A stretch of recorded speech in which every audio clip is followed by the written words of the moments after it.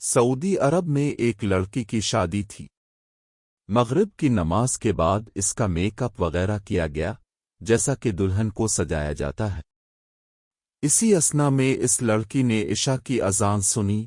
اس نے نیچے جانے سے پہلے عشاء کی نماز پڑھنا مناسب سمجھا۔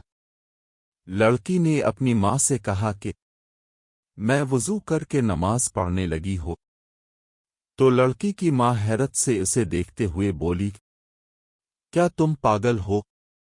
مہمان تمہیں دیکھنے کے لیے انتظار کر رہے ہیں اور تمہارے میک اپ اور بناؤ سنگار کا کیا ہوگا؟ یہ تو سارا پانی سے دھل جائے گا۔ میں تمہاری ماں ہوں اور تمہیں نماز نہ پڑھنے کا حکم دیتی ہوں۔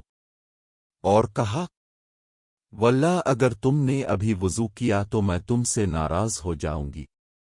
بیٹی نے کہا، اللہ کی قسم میں یہاں سے تب تک نہ جاؤں گی جب تک نماز ادا نہ کر لوں۔ میں کسی کو خوش کرنے کے لیے اپنے اللہ کی نافرمانی نہیں کر سکتی۔ اس کی ماں نے کہا، مہمان تمہیں میک اپ کے بغیر دیکھ کر کیا کہیں گے؟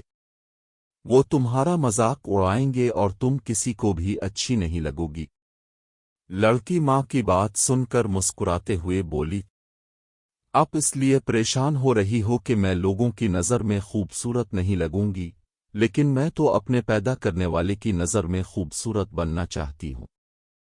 لڑکی نے وضو کیا جس کی وجہ سے اس کا سارا میک اپ اتر گیا، لیکن اسے میک اپ خراب ہونے کا کوئی افسوس نہیں تھا اور نہ ہی لوگوں کے اچھا برا کہنے کا کوئی خیال تھا، کیونکہ اسے لوگوں سے زیادہ اپنے اللہ سبحانہ و تعالیٰ کے سامنے سرخرو ہونا تھا۔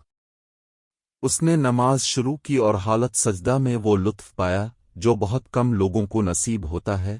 اسے تو پتہ بھی نہیں تھا کہ یہ اس کی زندگی کا آخری سجدہ ہوگا۔ جی ہاں میرے محترم و مکرم قارئین کرام، وہ لڑکی حالت سجدہ میں اپنے خالق حقیقی سے جا ملی۔ کیا خوبصورت اور عظیم اختتام تھا! وہ اللہ کو قریب کرنا چاہتی تھی۔ اللہ عز و جل نے اسے اس حالت سجدہ میں اپنے قریب کیا جہاں ہر مسلمان اللہ کے قریب ہوتا ہے۔ اگر ہم میں سے کوئی اس لڑکی کی جگہ ہوتا تو کیا کرتا؟ نہایت معذرت کے ساتھ یقیناً نماز کو ہی چھوڑا جاتا، جبکہ زندگی کا ایک منٹ کا بھی بھروسہ نہیں۔ یہ پیغام صدقہ سمجھ کر شیئر کریں۔